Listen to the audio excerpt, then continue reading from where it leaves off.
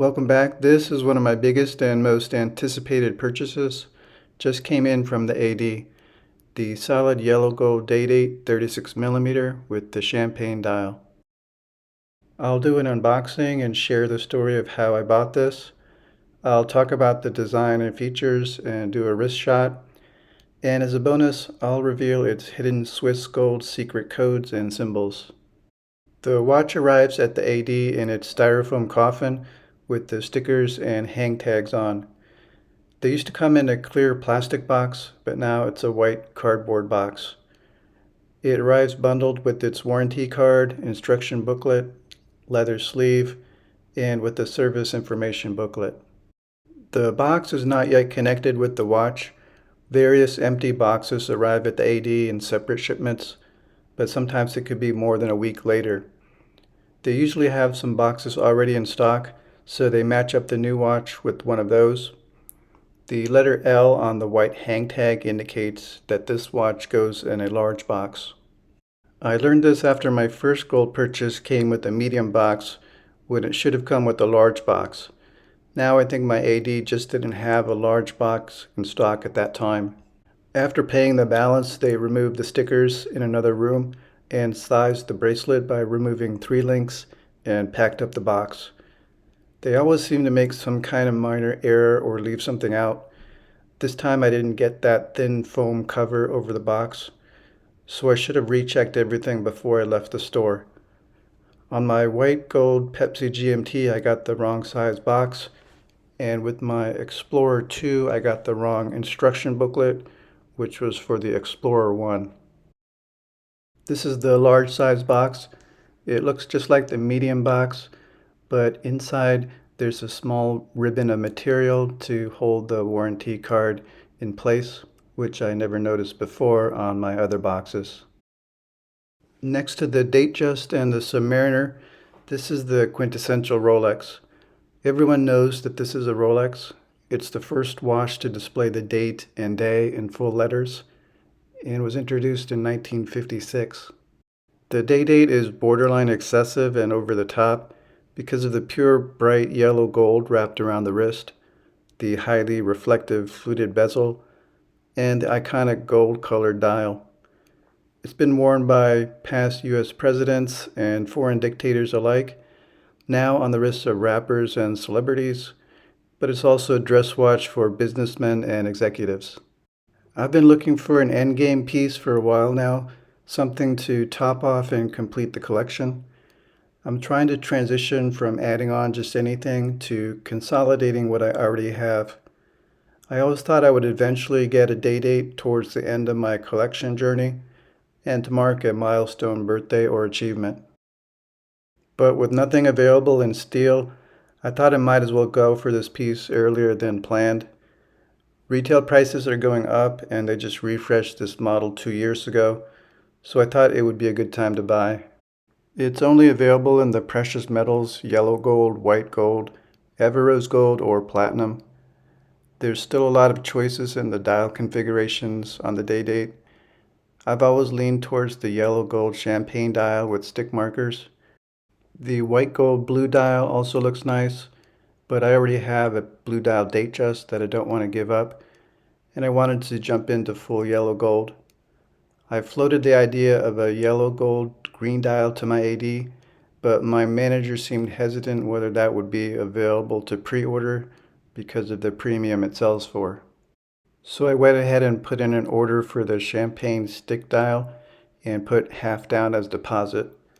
They couldn't tell me how long it would take, but after about 4 weeks, they heard back from Rolex that there was a champagne diamond dial almost ready to ship, and I could have it within 4 to 6 weeks. Or I could keep my original order and wait for the stick dial, but that could take up to a year or a year and a half. I thought that was hard to believe that it would take over a year for a 36mm day date when they were sitting on the display cases just a few years ago. But I didn't want to risk waiting that long, so I went ahead and changed my order to the diamond dial. I don't have a strong preference between the diamond and the stick dial. The stick dial seems more classic to me, but the diamonds make the watch even more dressy, and it adds $3,000 to the price tag. Most of the diamonds are round, but have a square appearance because of the settings, except for the 6 and 9 o'clock, which have baguette-shaped diamonds. The 11 and 1 o'clock markers have noticeably uneven spacing to make room for the large day window at the top. There's a railroad track along the outer chapter ring, similar to the older version Datejust, which I think looks a little old-fashioned.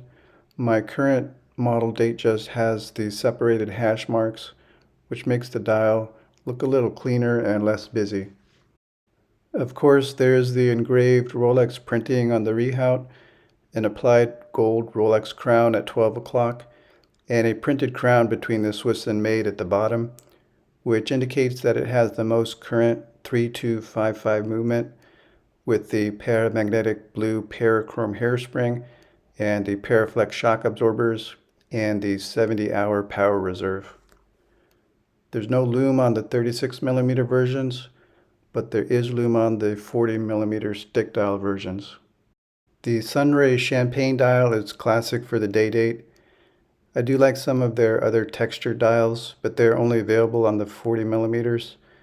Black is another classic color, but it's also not offered on the current 36. There is a gray dial, but to me it looks more like a brown color on the website. The only available bracelet is the President bracelet. It has 3 solid gold links across, with the center link being polished. It's almost a cross between the Oyster and the Jubilee, more substantial than the Jubilee but less hefty than the Oyster. They also incorporated the new ceramic-coated pins holding the links together to increase the longevity of the bracelet. Most of the horrible stretch you see on older bracelets come from dirt or debris settling in between the pins and the metal links and gradually grinding away at them like sand. But by using the ceramic for the pins, this should hopefully reduce friction and future bracelet stretch. The ceramic pins are only available on the day dates, but I think Rolex should just include them in all their models. The concealed crown clasp also adds elegance, low profile, and seamless design, but it still keeps it securely closed and very simple to open, the downside being the lack of any quick adjustment for size. Overall, the traditional 36mm is the most appropriate for my 6.5-inch wrist. It covers up most of my wristband without any overhang. It's easy to slip under a cuff shirt and wear with a suit. It's not a ladies' watch at all. 36 to 40mm is classic for a men's watch. Some women wear 36, but I think 31 or 28 looks better on a lady's wrist. The comfort is very good. It has the same dimensions as a Datejust, but slightly heavier because of the gold material, but it's not overbearing or fatiguing on the wrist. I have to say that the white gold Pepsi GMT and the steel SD43 feel much heavier than this. I mentioned some hidden symbols on this watch. I happened to notice 3 small round indentations on the back of the case, at the back of the lugs. I never noticed them on any of my other watches, so I asked my manager about them. He showed them to me under the microscope, and they actually contain one of 3 tiny stamped symbols, a Rolex crown, balancing scales, and the head of a St. Bernard dog.